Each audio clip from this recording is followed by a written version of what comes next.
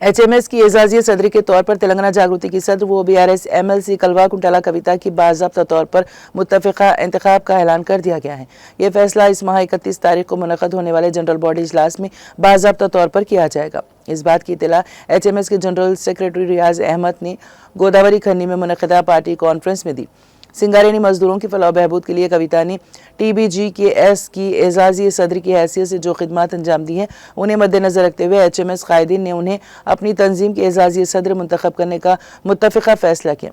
31 अगस्त को ज़िला मंचिरियाल के श्री रामपुर में मुनक़द होने वाले HMS जनरल बॉडी इजलास में बाज़ाब्ता तौर पर कविता की तायद की जाएगी। हाल ही में HMS ने यह ऐलान भी किया था कि वो सिंगारेनी जागृति के साथ मिलकर काम करेंगी और इस सिलसिले में हैदराबाद में कविता की मौजूदगी में सिंगारेनी जागृति और HMS कायदीन का एक मुश्तरका इजलास भी मुनक़द हुआ था। कलवा कुंटला कविता ने एक दहाई से ज़ायद अरसे तक TBGKS की एजाजी सदरी के तौर पर खिदमत अंजाम दी। बारज़ा जनरल बॉडी इजलास मुनक़द किए बगैर ही उनकी जगह साबिक़ वज़ीर के ईश्वर को इस ओहदे पर मुक़र्रर कर दिया गया था।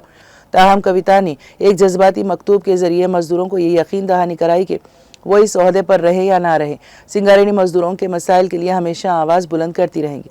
काबिल ज़िक्र है कि साबिक़ वज़ीर दाखिला N नरसिम्हा रेड्डी के बाद HMS की एजाजी सदारत हासिल करने वाली दूसरी BRS कायद कलवा कुंटला कविता होंगी। नरसिम्हा रेड्डी ने TRS मौजूदा BRS में अहम कायद की हैसियत से अपनी सियासी खिदमत अंजाम देते हुए HMS की जिम्मेदारियां भी बड़ी कामयाबी के साथ निभाई थीं।